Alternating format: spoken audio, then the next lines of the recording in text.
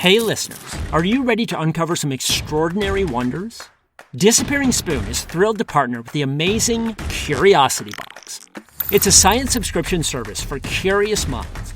It's created by Vsauce, the internet's leading science education channel, with over 3 billion views. This season's box is packed with goodies that will fascinate and inspire you. Challenge yourself with a magnetic shadow alphabet puzzle. Piece it together to spell out the alphabet using only the letter shadows. Or discover the picture pot, where art and mathematics merge into a colorful, creative masterpiece. It is fun and educational. And the highlight, a sample of recreated Martian soil. Experience the thrill of holding the red planet right in your hands. Don't miss out on this unique adventure. Subscribe to Curiosity Box now and celebrate the incredible achievements of science. For 50% off, use the offer code SPOON at the-curiosity-box.pxf.io/disappearingspoon. That's offer code SPOON at the-curiosity-box.pxf.io/disappearingspoon for 50% off today. Unbox the mysteries of the universe with Curiosity Box. One chance in 342 million. The law professor kept staring at the number, gaping, in shock. There had been a string of deaths at 2 local hospitals, and according to his calculations, they were almost certainly murders. The suspect was a 40-year-old nurse named Lucia de Berk. She was tall and blonde and worked shifts part-time at a children's hospital. There, she had been on hand for several unexplained deaths. The staff quickly grew suspicious.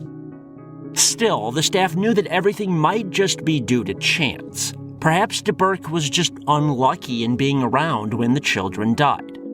That's where the law professor came in. He had an undergraduate degree in statistics, so he started running numbers.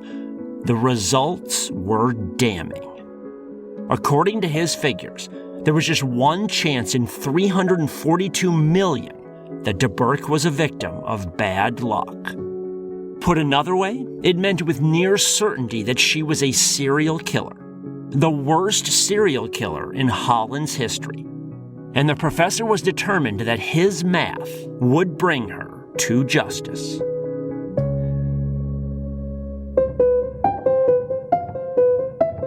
From the Science History Institute, this is Sam Keane and the Disappearing Spoon, a topsy-turvy, science-y history podcast, where footnotes become the real story.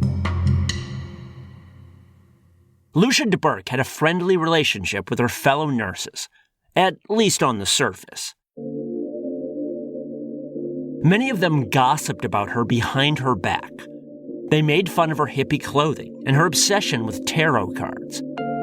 In fact, de Berk worked at an elderly care hospital sometimes and often read patients' fortunes on duty, a big no-no.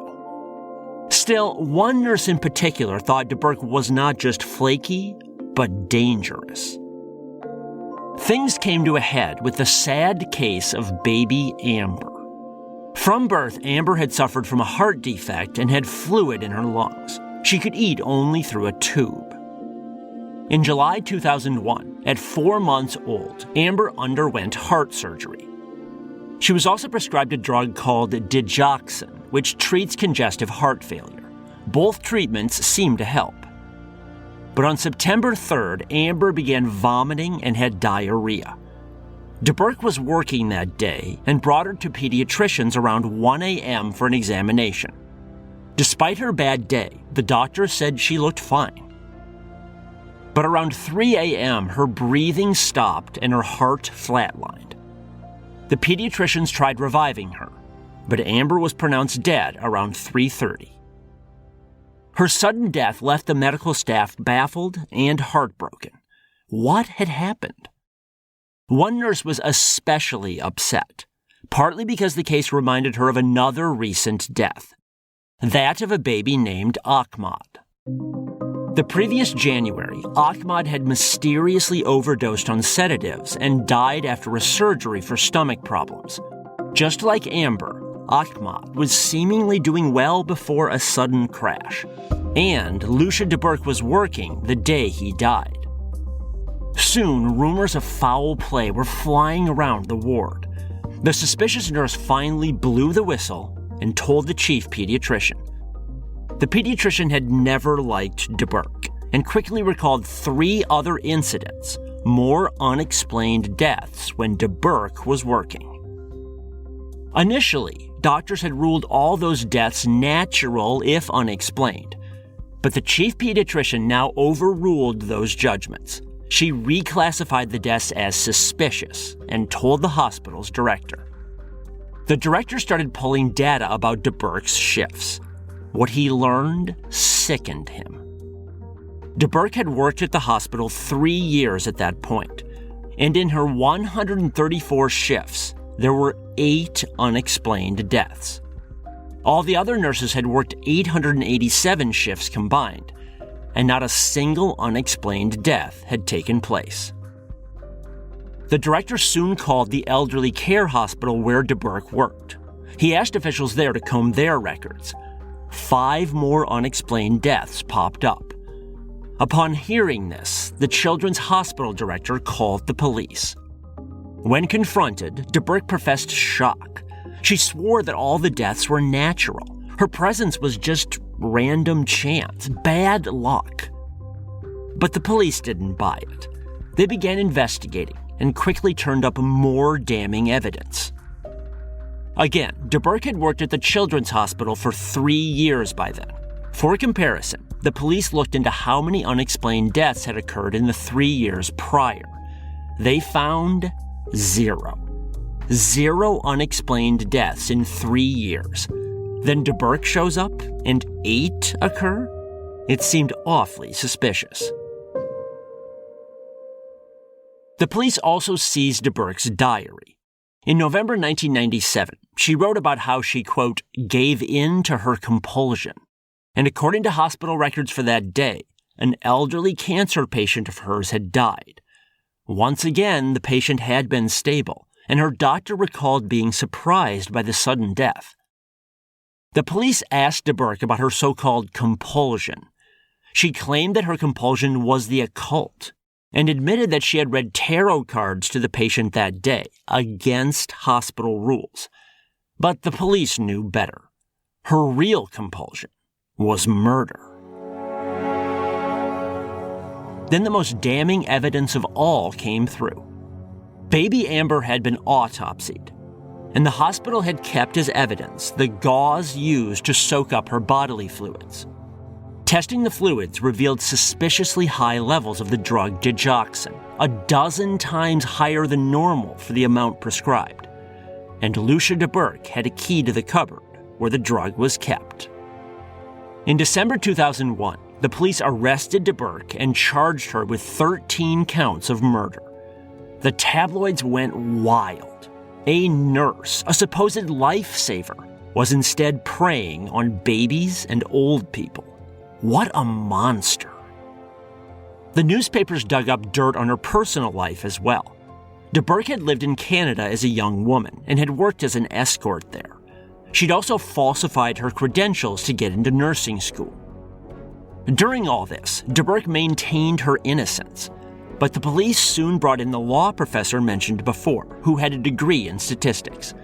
He ran some numbers and got the figure of 1 in 342 million, a microscopic chance that de Berk was simply the victim of bad luck. The case shocked the entire Dutch nation. People talked about bringing back public hangings or the firing squad. No punishment would be too harsh for the likes of de Berk. As the case moved to trial, however, something funny happened. De Berk's lawyers took a closer look at the 8 alleged murders at the children's hospital. Well, it turned out that de Berk wasn't actually working during 2 of the deaths. She had called in sick once, and another time was out of town. But there was still plenty of evidence to prosecute. The diary, the high concentrations of drugs in baby Amber and baby Ahmad. De Berk was swiftly convicted on multiple counts of murder, and both appeals failed. Days after the second failed appeal, in 2006, de Berk suffered a stroke in her prison cell. The guards on hand assumed she was faking it to win sympathy. They let her lie there for 10 hours before calling a doctor. As a result, de Berk ended up partially paralyzed and unable to speak. But honestly, people felt little sympathy for a serial killer who preyed on children and old people.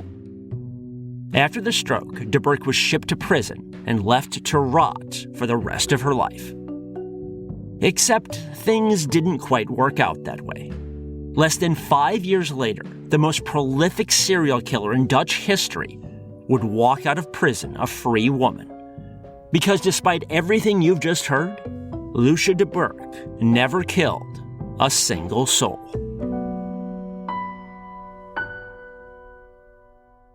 Wayfair's Labor Day clearance is back. Score up to 70% off everything home and end summer with can't-miss surprise flash deals, all with fast shipping right to your doorstep. Shop Wayfair's Labor Day clearance now through September 3rd. Wayfair, every style, every home. To the teachers, assistants, and support staff who see potential in every child, Grand Canyon University recognizes you. We created the National Center for Teacher Preparation at GCU, along with a generous scholarship, so you can become a licensed teacher with paid benefits. Over 100 GCU alumni have been recognized award recipients, including Superintendent, Administrator, and Teacher of the Year. Find your purpose at Grand Canyon University. Private, Christian, affordable. Visit gcu.edu/parapro. Lucia de Berk owes her salvation to two tenacious siblings. One was Mette de New, a Dutch doctor. De New's brother was married to the chief pediatrician who had unearthed the suspicious cases at the children's hospital. De New saw how obsessed her sister-in-law was with the case, and she got interested herself. And why not? It involved a serial killer. It seemed fascinating.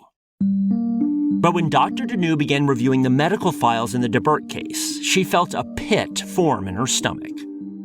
In the majority of the deaths, there was no evidence whatsoever of foul play. No poison, no violence, nothing. The only supposed evidence was the fact that de Berk was present. The case seemed flimsy. Now, there was baby Ahmad who had overdosed on sedatives.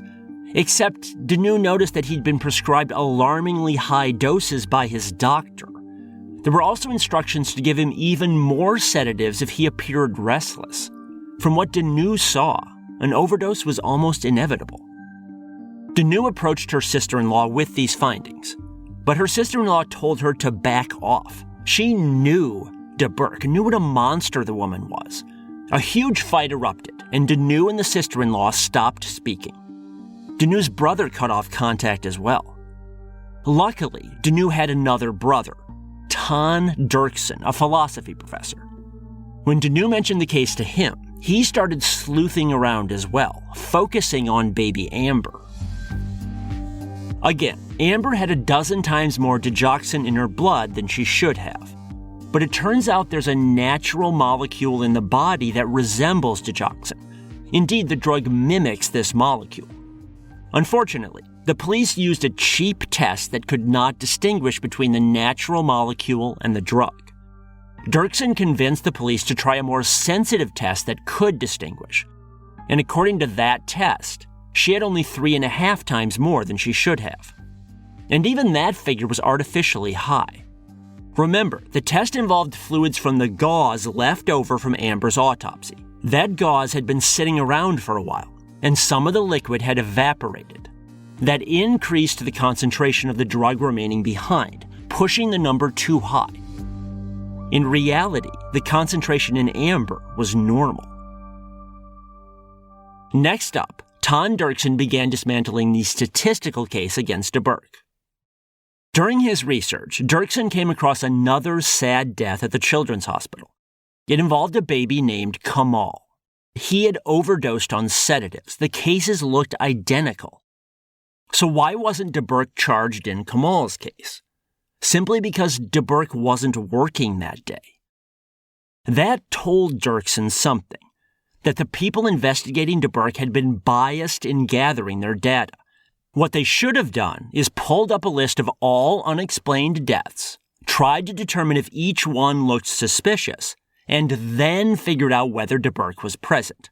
Instead, the hospital staff did the opposite. They determined when de Berk was present, then started fishing for reasons why the unexplained deaths looked suspicious. It was a textbook example of confirmation bias, letting your prior beliefs sway your interpretation. Dirksen found other problems too. Again, the police searched for unexplained deaths in de Berk's ward for 3 years prior to her starting there. They found 0. Unfortunately, the name of the ward had changed right before de Berk joined. So in the database, it just looked like there were no unexplained deaths because the police were searching under the wrong name. Dirksen soon got the records for the correct ward and found 7 unexplained deaths in the 3 years prior to de Berk starting. Overall, then, there were 7 unexplained deaths before her arrival, 8 afterward. And remember, de Berk was not present for 2 of those 8. So in the 3 years before a serial killer arrives, there are 7 unexplained deaths. Then the serial killer shows up, and there's just 6? Does that make sense? Equally bad, investigators had examined data only from the pediatric and the elderly care hospitals. They ignored 3 other hospitals where de Berk worked, where there were no suspicious deaths. And think about it. What segments of the population are most prone to dying? Infants and old people. That alone made de Berk's death count seem far higher than normal. With this better data, Dirksen approached some actual, professional statisticians. They reran the numbers on the likelihood of de Berk being present for so many unexplained deaths, and the number they got dropped dramatically, from 1 chance in 342 million to 1 in 1,200. Now, 1 in 1,200 still might seem suspicious, but there were 250,000 nurses in Holland. So in a normal year, a few hundred of them would be present for as many deaths as de Berk. It was indeed all just bad luck. Dirksen and his sister Danu began evangelizing about de Berk's innocence. It was not easy to get people to listen. Even the Dutch Minister of Justice refused to listen at first. An occult-loving, serial-killing nurse was a much juicier story anyway. But the siblings' doggedness paid off. Through media appearances and grassroots organizing, they won de Berk a new trial in 2010. After her stroke, she still struggled to walk, but she had recovered enough of her speaking ability to testify on her own behalf. During the trial, her defense lawyers hammered the prosecution's case, pointing out the biased stats and the sloppy drug tests. And incredibly, the prosecution agreed. As the trial was wrapping up, they actually asked the judge to free de Berk. Even the prosecutors did not believe in her guilt anymore. As a result, de Berk was acquitted of all charges in April 2010. She bravely limped out of prison under her own power, a free woman at last. Sadly, de Berk's case is far from being the only miscarriage of justice due to bad statistics. In fact, I've put together a bonus episode at patreon.com/disappearingspoon about other instances.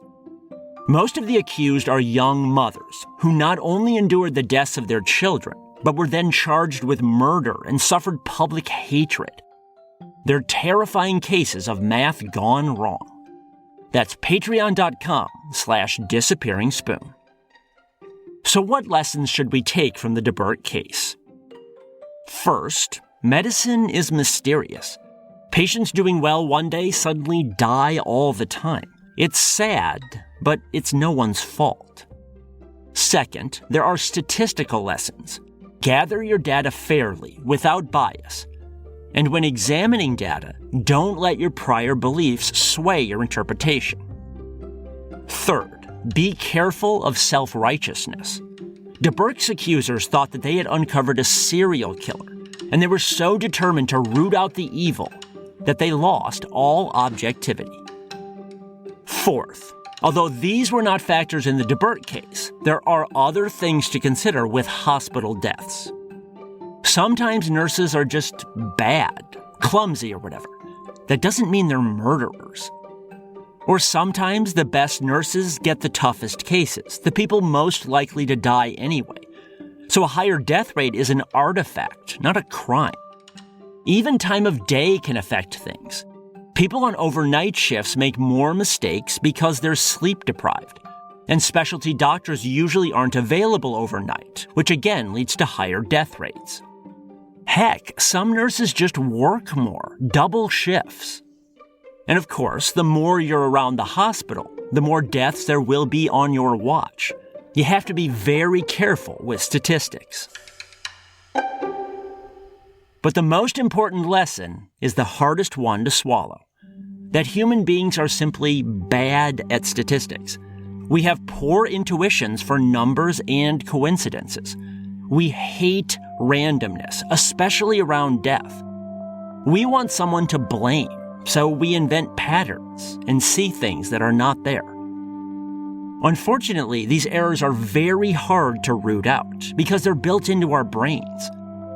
Remember, the law professor who calculated the 1 in 342 million figure was not some bumbling fool. He had a degree in stats, yet he still made ghastly, life-destroying decisions. He and others were so convinced that they had uncovered a monster that they never stopped to consider if they were doing something monstrous themselves.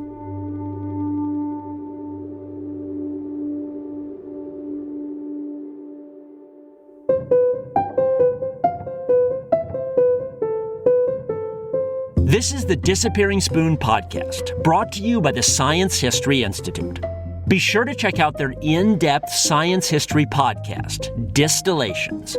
You can find it anywhere you get your podcasts, or on their website, distillations.org.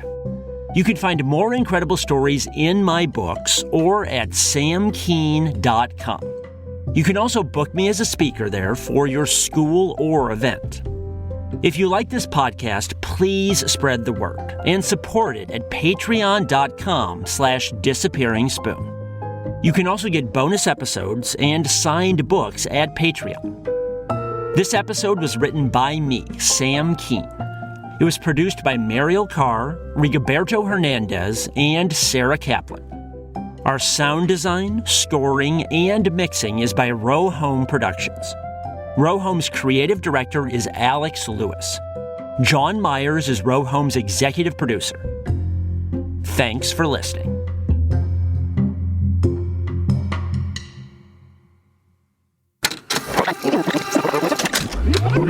Row Home Productions.